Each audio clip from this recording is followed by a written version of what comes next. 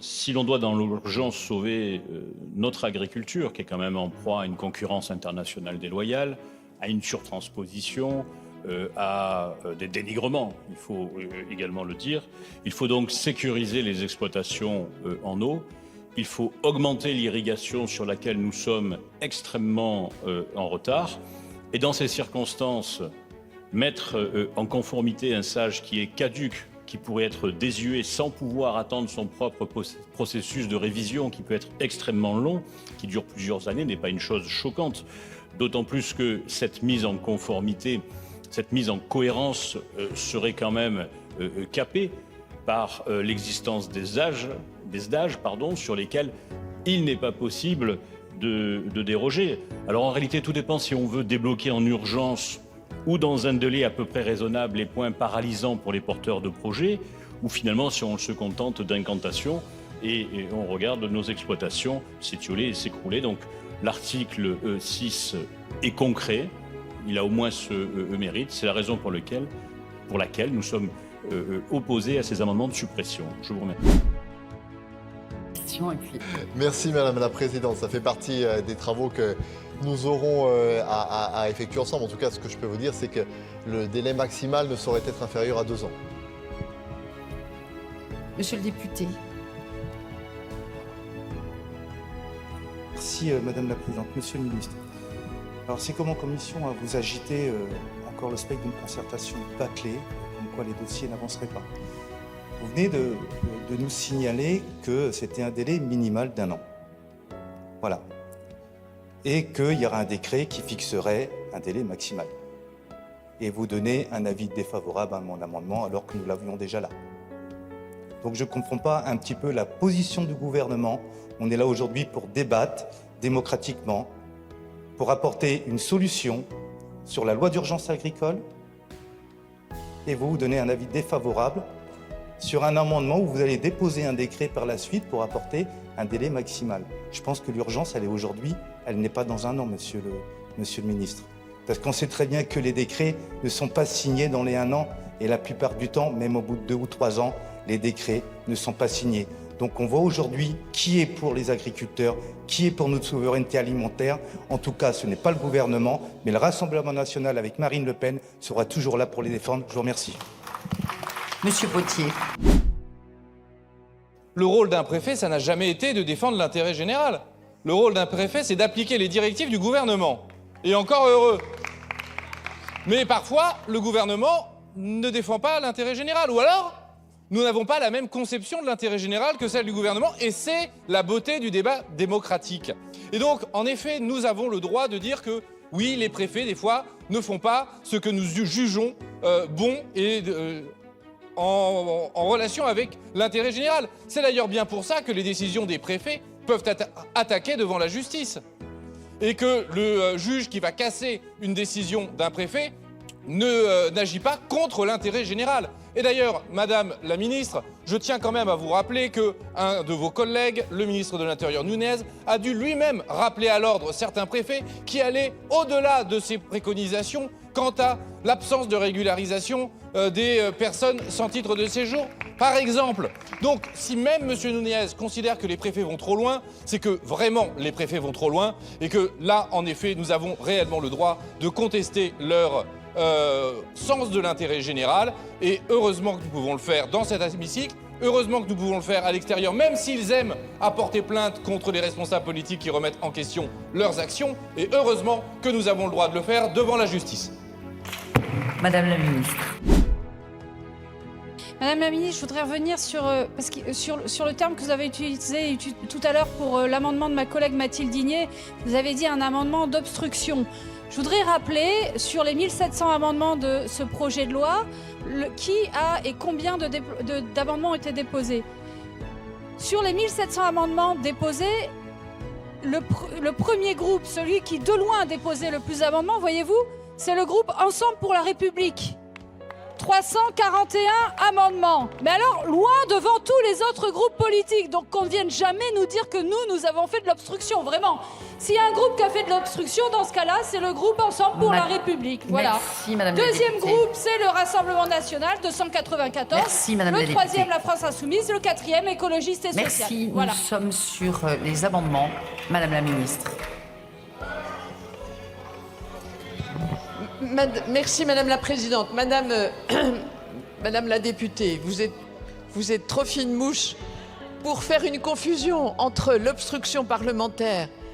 Ça n'était pas l'objet de mon propos. Et du reste, dans ma discussion générale, j'ai reconnu votre modération en nombre d'amendements.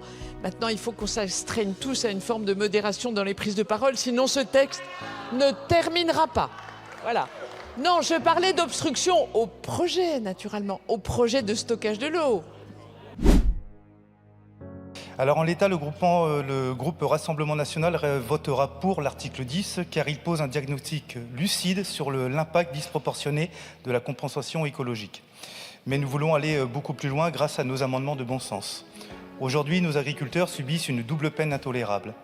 Non seulement on leur prend des terres fertiles pour bâtir des infrastructures, mais l'administration revient ensuite leur en arracher des centaines d'autres aux alentours pour en faire des réserves naturelles et mises sous cloche.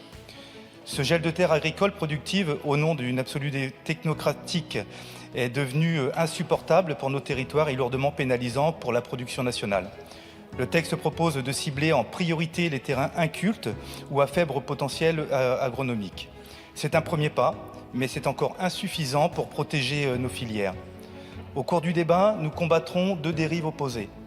D'un côté, la rigidité de certains amendements qui, en voulant exclure totalement les terres à faible potentiel, condamneraient l'élevage extensif et le pastoralisme en leur coupant l'accès à des contrats environnementaux vitaux. De l'autre côté, certaines visions dogmatiques qui réclament de compenser là où le gain écologique est théoriquement le plus élevé, c'est-à-dire en plein cœur des plaines les plus fertiles de nos céréaliers. C'est pourquoi le Rassemblement national défendra sa ligne, l'exclusion définitive des terres à haut potentiel agronomique de la compensation pour les exploitations, pour nos agriculteurs.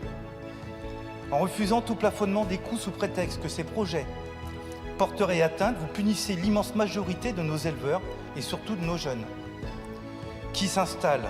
Vous préférez bloquer la modernisation de notre agriculture plutôt que desserrer un carcan qui est bureaucratique. De notre côté, nous faisons le choix de la confiance envers nos producteurs et de la défense de notre souveraineté alimentaire.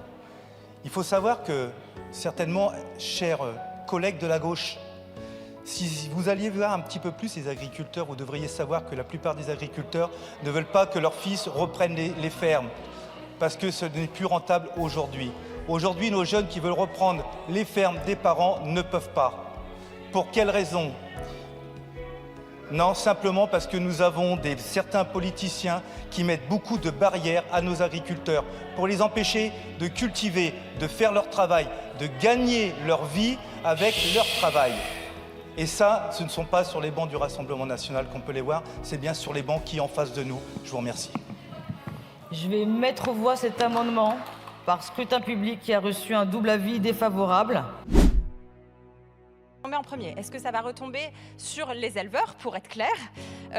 Soit vous ne savez pas répondre à cette question et donc nous sommes en train de légiférer à l'aveugle et donc ce n'est pas souhaitable. Soit vous savez que nous avons raison et vous n'osez pas le formuler et le dire, Monsieur le Ministre. Mais normalement, nous devrions avoir entre les mains une étude d'impact pour savoir si, en effet, c'est sur les éleveurs et en particulier les éleveurs extensifs que vont reposer, encore une fois, ces mesures de compensation. Je voudrais avoir une réponse claire, s'il vous plaît. Je vous remercie, Madame la députée. Madame la ministre.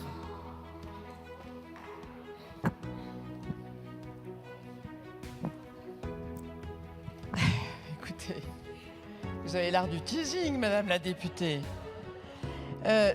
Plusieurs choses. D'abord, il y a une étude d'impact et vous le savez fort bien. Deuxièmement, Madame la Présidente Lefeur, qui sait de quoi elle parle puisque c'est son métier, vous a rappelé ce que vous connaissez parfaitement et que vous feignez d'ignorer, à savoir que les chambres d'agriculture, les CDPENAF savent parfaitement maîtriser cette procédure d'appréciation de la qualité d'un sol. Enfin, pour moi qui viens d'une région d'élevage, Madame la députée Meunier, je peux vous dire que les terres chez moi sont fertiles et que c'est de l'élevage extensif. Et je peux vous dire à l'inverse que tout notre problème dans les zones intermédiaires, c'est qu'elles sont moins fertiles et qu'il n'y a pas d'élevage. Donc votre raisonnement selon lequel il y aurait un plan caché contre l'élevage, ça ne tient pas 2 minutes la route. Je vous remercie, Madame la Ministre. Donc, double avis. Allez-y. Oui, merci Madame la Présidente. Nous viendrons en soutien de cet amendement, évidemment. Je voudrais juste quand même qu'on s'arrête 2 secondes sur ce qu'on est en train de faire. Là, enfin, j'en reviens pas de ce qui vient de se passer sur l'amendement précédent, de l'avis quand même défavorable de la ministre et de la rapporteure sur le fait qu'on préserve les nappes phréatiques. Enfin, je veux dire, là, on parle des nappes inertielles, donc celles qui sont les plus sensibles, les plus fragiles. Non, mais attendez, dans le texte, on est en train de dire que ça va être OK de pomper dedans pour aller faire du ski, pour faire de la neige artificielle. Je pense qu'il faut que tout le monde le sache, là. On est arrivé à un niveau d'irresponsabilité qui est absolument aberrant. À quel moment c'est devenu prioritaire sur notre ressource en eau, sur notre capacité de survivre, de nous abreuver, d'aller faire du ski? Non mais... Oui, merci beaucoup, Madame la Présidente.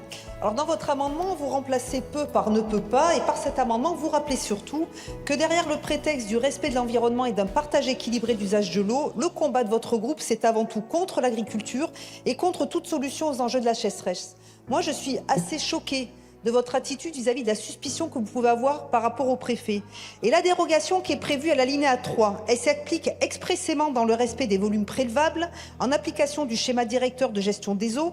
Donc c'est tout sauf une autorisation à l'aveugle et une dérégulation. Et le préfet déroge pourquoi? Pour permettre à l'agriculteur de prélever dans le cas où l'agriculteur est bloqué sur des volumes limités, et c'est une aide pour nos agriculteurs.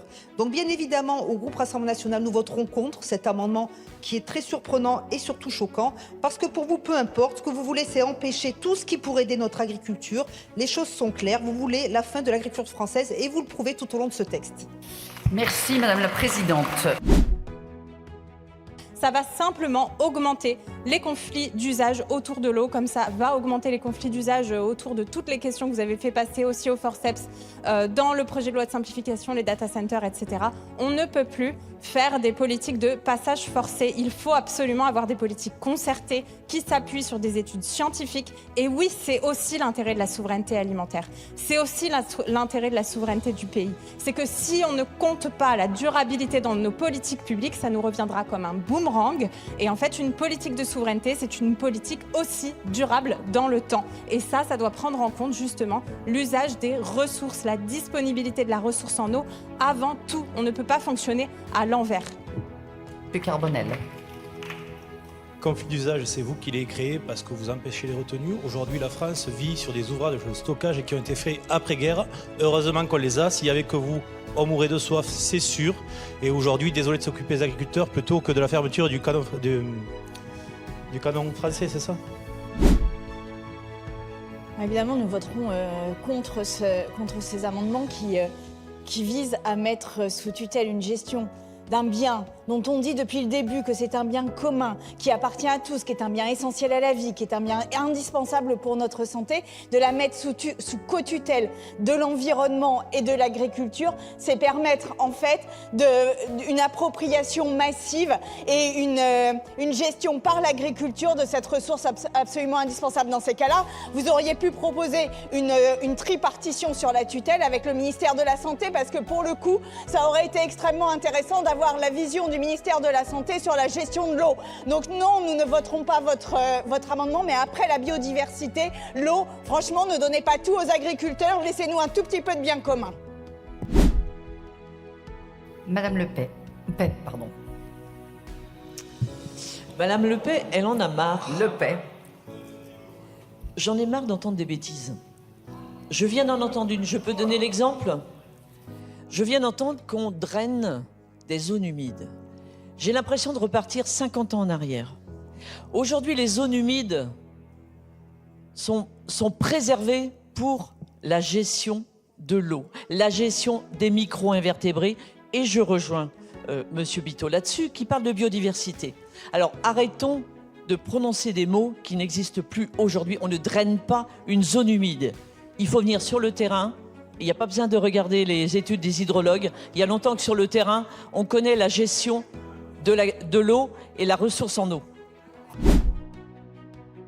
Alors qu'on est sur des ouvrages artificiels. Donc j'appelle à plus de souplesse et de compréhension sur des territoires où la moitié des projets sont déclarés impossibles parce que positionnés sur des zones humides qui n'en ont plus les fonctionnalités, mais par rapport aux critères sol notamment, le sont considérés comme tels. Je pense qu'il y a une vraie difficulté dans le portage des dossiers et de cette analyse qui doit être plus précise. Et j'en appelle une cartographie et un inventaire plus précis pour qu'on puisse travailler de manière plus sereine pour les porteurs de projets de lac, sinon on n'arrivera pas à les faire. Merci. Je vous remercie. J'ai demandé l'avis de Madame la rapporteure, puis du gouvernement. Alors, votre amendement réduirait massivement le champ de protection des zones humides et contreviendrait directement au règlement européen de restauration de la nature. Et assimiler les retenues collinaires à une restauration des zones humides est tout simplement une fiction juridique. Avis défavorable. Je vous remercie, Madame la rapporteure. Monsieur le ministre. Présidente, Monsieur le député, comme je l'indiquais tout à l'heure, on souhaite conserver la méthodologie scientifique de définition des zones humides qui se base sur des études pédologiques, des études faunistiques et des études floristiques. Sinon, je crains qu'on arrive à des définitions qui soient sinon aléatoires, du moins discrétionnaires. En effet... Mais que fait-il d'autre, le préfet, quand les services de l'État, qui sont sous l'autorité du préfet, doivent vérifier que les projets de plan d'eau de moins d'1 hectare observent la litanie des règles que je vous ai énumérées. Donc, pour moi, votre préoccupation, elle est parfaitement satisfaite. Si le préfet juge que les projets de stockage d'eau de moins d'1 hectare dans les zones humides ne respectent pas les préconisations des différents codes, des différentes règles, des différents arrêtés, des différentes protections spécifiques, le préfet ne donnera pas droit à la demande d'un stockage d'eau de moins d'1 hectare. Donc, que craignez-vous? Nous avons déjà ceinture, bretelles, parapluie, parasol, enfin tout ce qu'on veut. Voilà, donc avis défavorable. Je pense que l'amendement du gouvernement répond parfaitement à vos légitimes préoccupations. Je vous remercie, Madame la ministre. Donc Et ainsi, on ne peut pas considérer, et c'est l'objet du sous-amendement, qu'une zone est prioritaire dès lors qu'on identifierait un produit, une substance interdite depuis longtemps. Et je prends un exemple encore plus important, Monsieur le ministre. Je prends l'exemple d'un département comme celui de l'Aisne, comme celui du Pas-de-Calais, comme celui de la Marne, de la Meuse et de la Somme. Et ce ne sont pas des départements que je prends comme exemple par hasard. Parce que ce sont des départements qui, il y a 100 ans, ont vu se déverser sur leur sol et qui trouvent encore aujourd'hui dans leur sol, quand les agriculteurs labourent, des centaines de milliers de munitions de la Première Guerre mondiale, pleines de substances, qui n'ont pas explosé, pleines de substances qu'on retrouverait, qu'on pourrait se dire, tiens, la source est agricole, alors que pas du tout. Et qui se relarguent dans les sols, qui se regarguent dans les eaux. Et pour le coup, l'agriculteur n'y est pour rien, et c'est à lui qu'on ferait peser la charge. Donc c'est pour ça que cet amendement est utile. Libère. Merci Madame la Présidente. Je suis en total désaccord avec cet amendement. Un amendement qui est dans la lignée de ce que propose la France Insoumise ici, interdire, contraindre et passer son temps à vouloir rajouter du normatif et des interdictions à ceux qui produisent notre alimentation. Par cet amendement, vous visez à interdire tout forage dans les aires de captage d'eau et donc de rajouter une nouvelle interdiction bien plus large qu'aujourd'hui. Ces aires d'alimentation en captage d'eau sont déjà soumis à un cadre réglementaire défini. Chaque captage est protégé par une DPU. Cette déclaration établit un périmètre autour du captage divisé donc en 3 zones, le périmètre immédiat, le périmètre rapproché et le périmètre éloigné. Votre amendement va donc au-delà de ce cadre en contraignant toute la AAC. Vous avez un seul objectif par cet amendement, empêcher toute irrigation, car dans beaucoup de territoires, les forages sont faits sur la seule ressource en eau, les nappes phréatiques, qui sont intégrées dans les AAC. Avec votre amendement, dans ma circonscription, vous priverez d'irrigation de grandes zones comme le sud nivernais ou le Donzier. Vous visez de façon maquillée à interdire toute irrigation dans de larges territoires, donc nous serons en opposition. Je vous remercie, monsieur le député. Et je vais vous dire quelque chose, on se prive de 700 millions de revenus pour les agences de l'eau avec cette redevance qui n'était pas rien. Et puis finalement, je pense que les gens qui étaient visés s'en seraient remis. Vous l'avez peut-être vu aujourd'hui, les bénéfices de Bayer-Monsanto, non pas pour l'année, pour le premier semestre, c'est 2,8 milliards. Donc ils continuent de gagner énormément d'argent, ils continuent de polluer, ils continuent effectivement de vendre leurs produits aux agriculteurs, mais ils ne sont jamais inquiétés et ils ne sont jamais victimes du principe pollueur-payeur. C'est un vrai scandale, il faut défendre cet article 8 ter et surtout pas voter pour ces amendements de suppression. Je vous remercie, monsieur le député. La parole